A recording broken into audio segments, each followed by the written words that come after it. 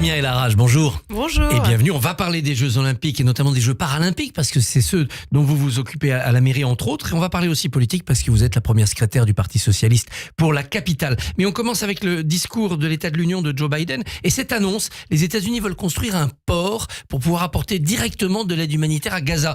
Bonne initiative ou provocation, signe de tension avec Israël ? Je pense que c'est plutôt une bonne initiative. La situation actuellement à Gaza est quand même absolument épouvantable. Évidemment qu'Israël a le droit de se défendre, mais je crois que là, on atteint quand même des niveaux humanitaires à Gaza qui sont absolument inacceptables. La guerre fait trop de dégâts. La guerre fait toujours des dégâts, évidemment. Là, on parle de victimes civiles, de mineurs, d'enfants, de femmes, de vieillards, avec un très grand isolement. Au-delà de ça, l'aide humanitaire n'arrive pas à arriver. Donc, je pense que c'est une solution qui est proposée, qui est plutôt de bonne intelligence. Et de toute façon, il va falloir à un moment ou à un autre sortir de cette situation qui ne peut pas perdurer en l'état.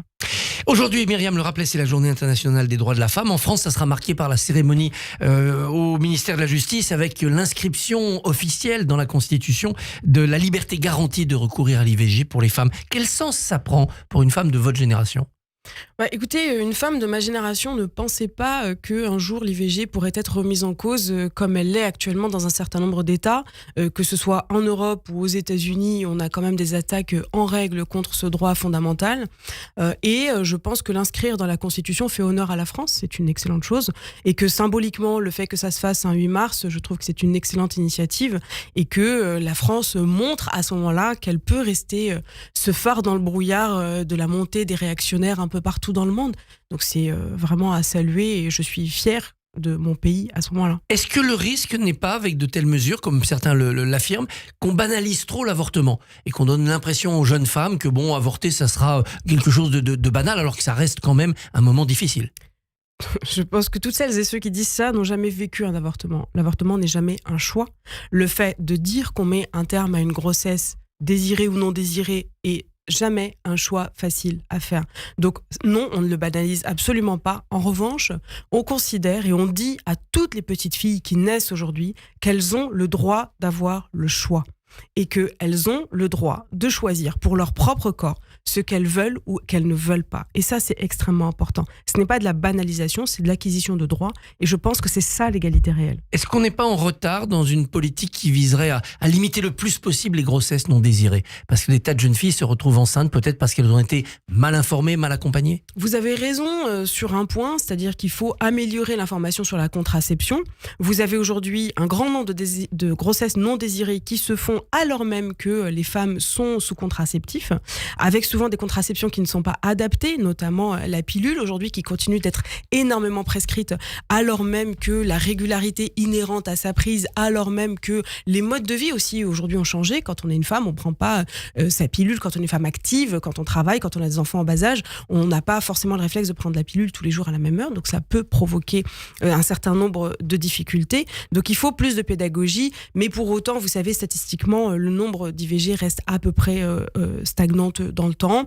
Ça reste important comme usage, mais c'est un droit fondamental, encore une fois, qu'il ne faut pas nier, puisque de toute façon, une femme qui ne veut pas avoir un enfant trouvera une façon de se faire avorter ou d'avorter elle-même, mettant ainsi sa vie en danger. Et c'est ce qui se passe dans un certain nombre de pays du monde, donc c'était important que la France envoie ce signal-là. Parlons des Jeux Olympiques. Comment réagissez-vous au pessimisme ambiant ? Les gens se disent ça va mal se passer, les transports ça va être affreux, la sécurité oulala, on ne sait pas. Écoutez, j'avoue que j'ai un peu du mal à comprendre. Peut-être que pour se rassurer, on va dire que c'est très français comme façon de réagir. Pour travailler maintenant depuis pas mal de temps sur la préparation de ces Jeux, je peux vous dire que ça va être vraiment un moment extraordinaire. Ça va être une très grande fête populaire partout dans Paris.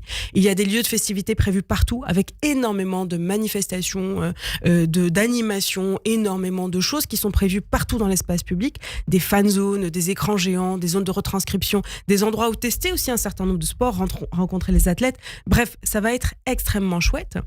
La ville a investi aussi dans l'achat de places et pour les Jeux Olympiques et les Jeux Paralympiques. Et donc, nous allons aussi organiser la présence du plus grand nombre de Parisiennes et de Parisiens à ces événements avec 2 cérémonies d'ouverture qui seront pour la première fois, qui auront lieu pour la première fois dans l'histoire en dehors d'un stade. Avec moins de monde qu'on l'espérait, mais beaucoup plus de monde que dans un stade. Effectivement, il y a moins de monde que ce qu'on aurait souhaité, que ce qu'on aurait voulu. Ça a été le choix du président de la République qui s'occupe de la taille des trottoirs. Et il en fait un peu trop, le président. Il a choisi dit Aya de Nakamura, sujets. il s'occupe des boîtes des bouquinistes. C'est la France, ça aussi, c'est la 5e République. Bah écoutez, non, c'est la vision d'Emmanuel Macron de ce que doit être son rôle de président de la République. C'est pas le nôtre, mais toujours est-il qu'il y aura une grande cérémonie d'ouverture qui sera ouverte au plus grand nombre. Et surtout, pour la première fois de l'histoire de notre pays, nous allons accueillir les Jeux paralympiques. Et ça, c'est extrêmement important pour travailler au quotidien avec des personnes en situation de handicap. Et vous l'avez évoqué tout à l'heure, vous avez autant de situations que vous avez d'individus en réalité. Et je pense que ces Jeux paralympiques vont être l'occasion de changer le regard sur le handicap et d'avoir une forme d'acculturation au sujet relatif au handicap, parce qu'on va avoir des athlètes ultra performants qui vont réaliser des prouesses incroyables pour lesquelles ils s'entraînent depuis maintenant de très nombreux mois. Donc moi je propose qu'on essaye d'être positif, optimiste et surtout qu'on reste à Paris pour fêter tout ça ensemble. Ça sera peut-être la plus belle partie des Jeux, les Jeux paralympiques. Tout le monde sera revenu de vacances et puis il y aura une empathie, une curiosité formidable. Oui, je pense, la maire Anne Hidalgo le dit régulièrement, les moments où elle a le plus vibré quand elle a assisté à des Jeux, puisque ça fait quand même maintenant plusieurs années qu'elle porte cette candidature de Paris aux Jeux Olympiques et Paralympiques. C'est vrai que les Paralympiques sont un moment où on vibre beaucoup plus parce que la performance est différente, parce qu'on sera en période de rentrée scolaire, donc les Parisiennes et les Parisiens seront vraiment pour beaucoup à Paris et que nous allons essayer d'organiser la présence des centres de loisirs et des enfants sur les zones de festivités et dans les stades. Et que ça arrive qu'une fois dans sa vie, en vrai, ok ? Ni vous ni moi, a priori, ne serons amenés à revivre des Jeux Olympiques et Paralympiques à Paris. Sauf que, il y aura peut-être des grèves. Que dites-vous aux syndicats, CGT, Sud, qui disent on va faire la grève? Écoutez, le droit de grève est un droit fondamental. Il ne s'agit absolument pas, évidemment, de le remettre en cause. Je pense que dans ce moment où Paris s'apprête à accueillir le monde, puisque c'est le plus grand événement international, c'est celui qui est le plus suivi, et sur les médias, et sur les réseaux sociaux, et depuis le canapé, et avec énormément de touristes, de visiteurs qui seront présents à Paris, moi, je suggérerais que nous puissions en amont avoir un dialogue social, c'est extrêmement important, et essayer de faire en sorte que ce moment se passe bien. Ce serait quand même dommage de ne gâcher pas la fête. pouvoir fêter ça comme il se doit. Après les Jeux Olympiques commencera immédiatement une autre compétition, l'élection municipale à Paris. Est-ce que Anne Hidalgo sera candidate à un nouveau mandat? Écoutez, moi je ne sais pas ce que Anne Hidalgo a l'intention de faire. Ma responsabilité en tant que première fédérale de Paris est de préparer cette échéance. Cela va commencer dès le 9 juin avec les élections européennes sur lesquelles moi j'invite tous les progressistes à se mobiliser. L'extrême droite est donnée aux alentours de 40 voire 42% en totalisant dans les certains listes sondages, en cumulant l'ensemble des listes d'extrême droite. Je suis extrêmement inquiète de cette situation.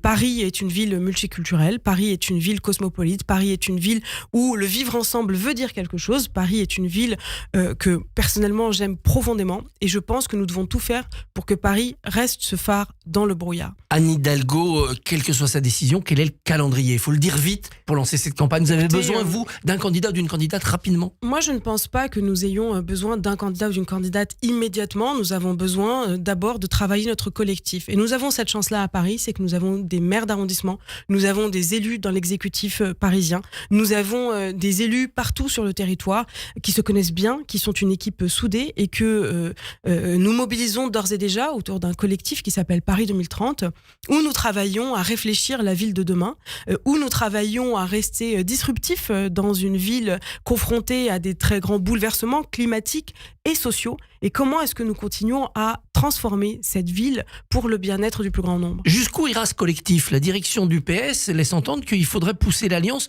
jusqu'à la France insoumise, la gauche plurielle totale. C'est votre point de vue? Écoutez, à Paris, nous le disons depuis longtemps, nous n'avons pas attendu la NUPES ou nous n'avons pas attendu la direction nationale du Parti socialiste pour faire l'union de la gauche. Nous exerçons des responsabilités communes avec nos partenaires de gauche de longue date et à Paris, en l'occurrence, la France insoumise dans l'opposition. Au-delà de ça, il y a une question de valeur. Nous ne partageons pas les mêmes valeurs que la France insoumise. Quelles sont les valeurs de la LFI qui vous sont rédhibitoires? Nous n'avons pas la même vision que la France insoumise. La France insoumise fait le choix de la démagogie, fait le choix du populisme. Nous faisons le choix de la clarté. Nous faisons le choix de l'expression nuancée vis-à-vis d'un certain nombre de sujets sociétaux. Et moi, je ne crois pas que le bruit, que la fureur, que les outrances, que la démagogie soit une bonne façon de faire de la politique. Donc, il n'y aura pas à Paris de travail commun avec la France insoumise dans le cadre des élections municipales. Vous parliez des européennes, Rima Hassan sur la liste LFI. Pour vous, c'est choquant, c'est rédhibitoire? Mais évidemment que c'est extrêmement choquant et ça dit quelque chose de l'orientation qui est celle de la France insoumise aujourd'hui. Je parlais tout à l'heure de populisme, je parlais tout à l'heure de démagogie. Je pense aujourd'hui aussi que cette espèce d'antisémitisme larvé qu'on retrouve dans un certain nombre d'expressions de dirigeants de la France insoumise est un problème démocratique et vient étayer ce que je disais juste avant, à savoir que nous ne pouvons pas travailler avec des gens qui portent ce type de position. Rima Hassan a eu des positions extrêmement, j'allais dire, controversées. Je ne sais même pas si on peut parler de controverse. C'est-à-dire qu'elle était dans une forme de clarté vis-à-vis d'Israël, donc une espèce d'antisionisme qui viendrait camoufler... Elle veut la disparition de l'État d'Israël. Bien sûr, elle l'a dit, elle l'a écrit. Elle explique que le Hamas est un camp résistant. Excusez-moi, le Hamas est une organisation terroriste et je pense que là-dessus, il ne faut souffrir aucune compromission. Cet antisémitisme larvé ou exprimé, ça rapporte des voix quand même. Écoutez, dans le nord de Paris, en Seine-Saint-Denis, ailleurs. Vous savez, le populisme rapporte toujours des voix. Et c'est justement, je crois, le rôle des démocrates et des progressistes que de considérer qu'il faut avoir à la fois une parole nuancée et parfois, il faut dire des choses que les gens n'ont pas envie d'entendre et que notre responsabilité politique, je pense que ma responsabilité politique, c'est comment est-ce qu'on apporte des réponses à des interrogations et des angoisses qui sont légitimes.